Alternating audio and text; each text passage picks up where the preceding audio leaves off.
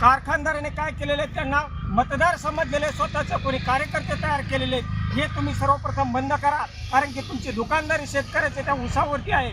आणि म्हणून आमची मागणी आहे, केंद्र शासनाने जे ठरवून दिलेल्या टर्म असतील त्या अंतर्गत त्यांनी जे सांगितलेलं आहे तेच तुम्हाला द्यावं लागणार आहे. आणि या ठिकाणी तुम्ही जर दिलं नाही तर आम्ही मात्र घेतल्याशिवाय राहणार नाही, हे देखील तुम्हाला या ठिकाणावरून सांगतो.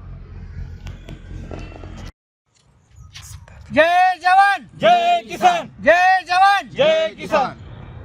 जालना जिल्ह्यातील ऊस उत्पादक शेतकऱ्याला केंद्र शासनाने निर्धारित केलेली जी FRPची पहिली रक्कम आहे ती 3550 रुपये या ठिकाणचा कुठलाही कारखानदार देत नाही.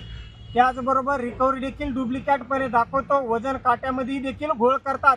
म्हणून जिल्ह्यातील ऊस उत्पादक शेतकऱ्याच्या या विविध मागण्यासाठी आम्ही शासनाकडे 1 डिसेंबर रोजी निवेदन दिलं होतं की आम्हाला पहिली उचल जी 3200 रुपये मिळायला हवी. त्याचबरोबर रिकव्हरी चेक करण्यासाठी स्वतंत्र प्रयोगशाळा स्थापन करण्यात याव्यात आणि वजन काटे देखील निर्माण करण्यात यावेत.